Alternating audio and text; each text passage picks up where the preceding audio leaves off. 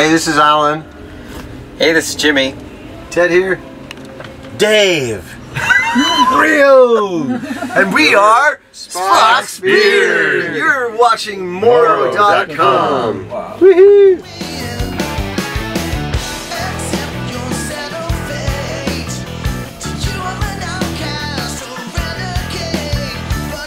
No one really knows, but it was necessary to find the Oblivion particle to enable the Bennett's time machine.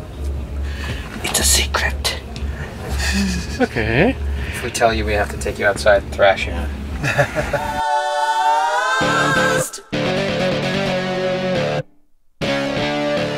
Not really. I mean, originally there was no concept at all. It was just a collection of songs.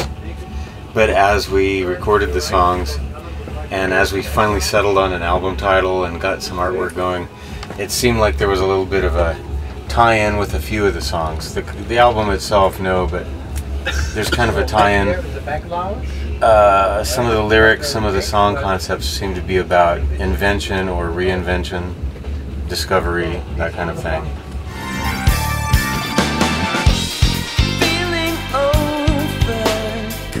I don't know that Tides of Time is necessarily about time travel. No, I don't think so. I think it's just about. I don't know what it's about. I didn't really ponder what it's about, but it's not necessarily about time travel. I mean, the fact that it's called Tides of Time, some people may find a loose connection between that and Bennett, but I don't think it was on purpose. No, certainly not on purpose. Yeah. In fact, there was definitely no purposeful tie between any of the songs. I know that. It's not a concept album. Yeah, because if there was anything to do with the future, I wouldn't have involved my ex-wife in it. Oh! The secret message here. Yeah, completely different writers too. I mean, Stan wrote one song and John wrote the other, and had nothing to do with each other. The twain shall meet. We just squeezed the concept after we finished recording. I guess. I don't even think it was that. It was just there was one song that kind of resonated, and the fact that there's like a story about that song within the booklet makes people think, oh, this was supposed to be. And if you look hard enough for something, you can probably find a tie between things even where they're not. So that's probably what's happening with this. Yeah, with themes like with Bennett and Better Way to Fly having some kind of discovery concept.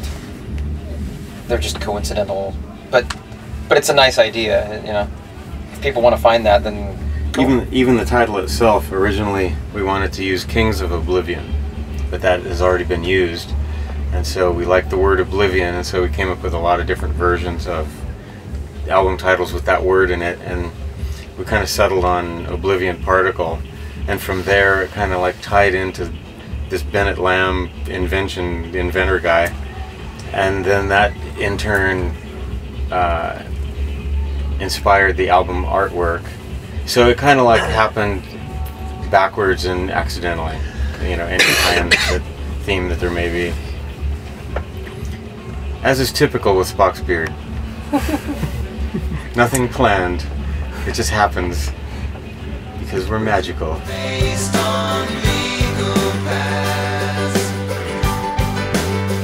I'd return to 30 seconds ago and ask you to leave before you ask that question. That's good. No, I'm just kidding. No, Good answer. let's see. I think that would be different for everybody. I think that, and it's. well, I think he wants us to. Yeah, I want I would like an answer for each and every one of you, please. I'm going I've back. already submitted mine. I'll go back 20 years ago and make sure I'm not going to join the Spock's Beard. I was going to say the same thing. Oh, really? Make sure you don't know. Yeah, I don't know, man. Probably wouldn't go back very far, that's for sure, because not before the invention of anesthesia, that's for sure.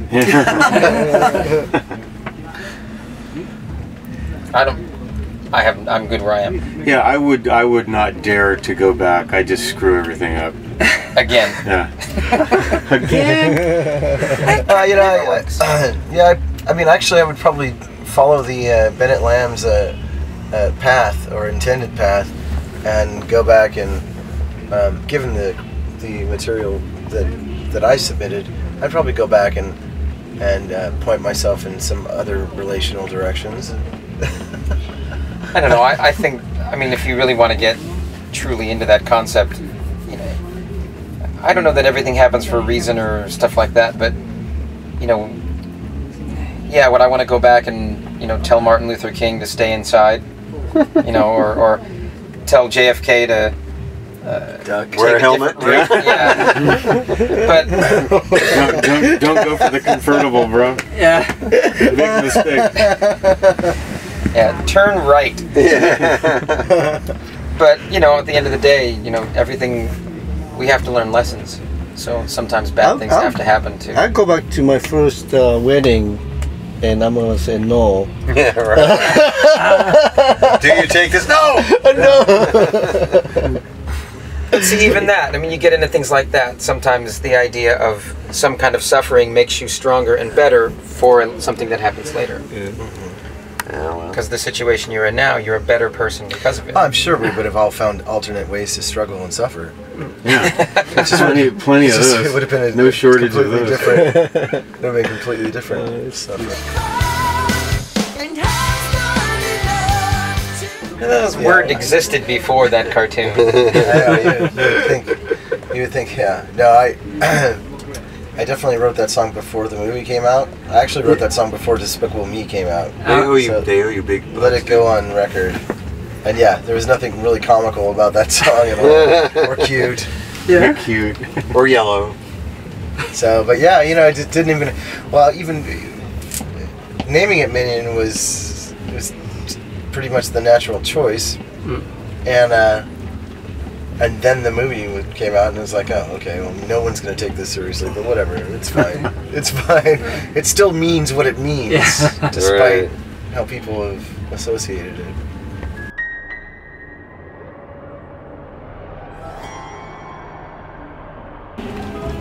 I don't know, it just seemed apropos. I mean, we talked about it, Ted and I talked about it a little bit, you know what it should sound like. And the conversation went, hey, I hate singing this song. Do you feel like you could sing it? Yeah, alright, there you have it. I've already recorded a demo and I friggin' hate it, so can you do something with this and make it good, please? And he did. It sounds like he's joking, but that's really... That's really Really? I didn't know. Really? Yeah. I wouldn't say that it sucked, but that's... No, I wasn't saying the song sucked. I was saying No. I was hating my voice. Just couldn't get a vibe on it. Yeah. I couldn't really get a feel for it, and Jimmy came in and knocked it out of the park, and it's, for a lot of people, it's their favorite song, which is a little hard on my ego for people. Whatever. But it's a fragile ego as it is, so... Yeah. That is true. Yeah, it's just, I mean, at the end of the day, everything's, you know, what's best for the song. And, you know, I rose my hand, said, hey, I'll give it a shot. And everyone seemed to like it, so good. That was it.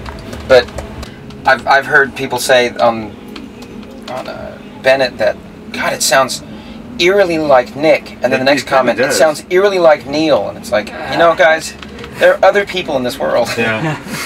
I mean, I'm that's for sure. I take it as a compliment to sound like those guys, but really, no, it doesn't. It doesn't sound like either one of those. Yeah.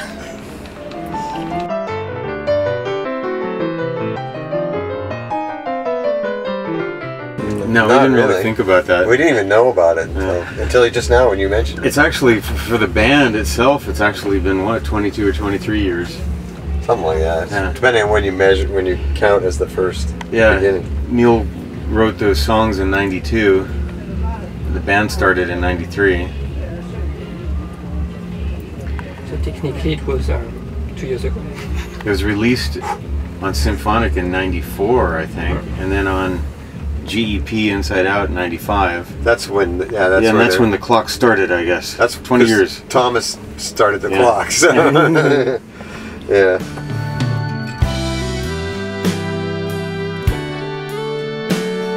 I don't know. Neil wrote it, and he just presented it to us. So here you go. Play your parts.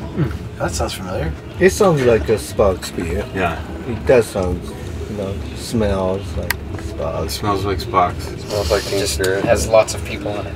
Yeah, lots of people. Yeah, it's it's gonna have cool. A cast everyone. of thousands. Everyone that has ever been in the band will be playing on it. So every singers. 3 singers and So yeah, there's a section where Nick sings and a section where I sing and Neil Really? takes the verses. It's pretty cool. Oh, that's awesome. And the drum dueling thing. yeah. That would both be of us are that's playing the drums. exciting part. And we I just hope so. then we erased Jimmy's drum later after that. But, Yeah, had Gavin Harrison come in and play. yeah, it's a great song. I mean, it's so Present. Spock. It's Yeah. very, very Spockish song. He just nailed it on that one. Well, I Like a know. little bit from this song, a little bit from that song. A little bit, Put it all yeah. together. I mean, the one section just exactly the same thing. I changed it. You guys all played it exactly the same. I changed it. You I didn't. changed You're a it? rebel. I didn't. Because I'm like, I can't fucking play the exact same riff. So I just went wow in the middle and stuff. I don't know how they're gonna mix it, but it should be interesting. I even used my Hammond organ from 20 years ago, so it's gonna sound like 20 years ago.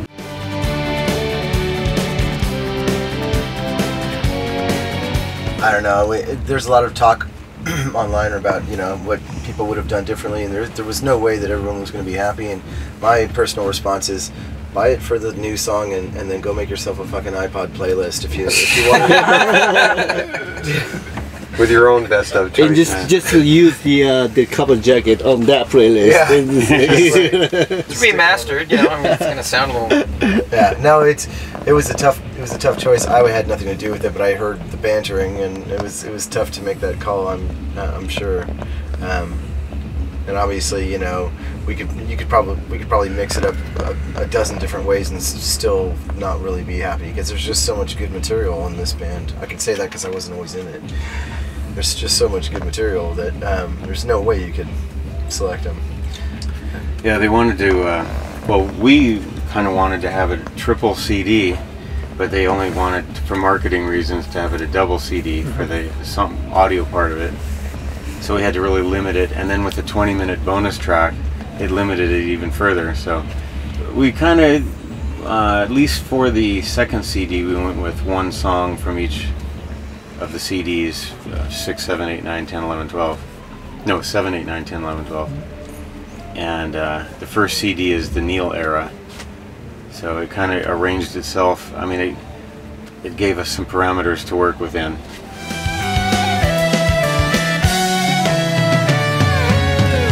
That's fun. It's actually the same boat we cruised on last time. Same exact boat. Oh, it is? Mm-hmm. And Oh, half the Same. band the same too. Same itinerary. free drink, right, this time? It's gonna be really exciting. Obviously, being up there with Yes and Marillion, Yeah, that's gonna be cool. Saga. and we get to play this. There's this other up and coming band called Enchant that's also gonna be there. And how exciting is that? Who? To just be in their presence. Wow. That singer is so attractive. Up and coming. Just That guy's talented. He's my so gay. And So sexy. So gay. he touches me all the time. He's so gay. It's really weird. Don't picture it. So we're looking forward to it. In summary, We're gonna actually put this on here. Jesus Christ. What are your plans for this gig? For the cruise gig, Try not to fall. Try not cruise? to drink, you're right. I'm gonna hang out in the spa the whole time. Yeah, me too, me too. That was fun. That's I the did best, that. man. I want to hang out in the spot, Just the sit there jacuzzi in the and hot tub. watch the concert. Yeah, right. That's right. what I want to do. I didn't get to do that though, so I won't do that. So nothing to do with how we play, or are you? No, asking? General question, you can answer anything you want. Oh yeah. Well, we're just gonna. I think to close to this set what we're doing on this tour, we're gonna play that So if 75. we're gonna cover this song, we're gonna Yeah. cover Uptown Girl. 75 minutes. And as Neil is in the neighborhood, would you be? Will there be some surprises? Not this time. yeah, we. The haven't even surprise talked is about he's it. not gonna play. Yeah, we're gonna mix it up a little bit this time. Yeah, we've been doing a lot of that, and That so I think we're gonna That ship has probably. sailed. Yeah, I think that's probably not gonna happen this time. But you never know. Who knows? Never say never. Hmm.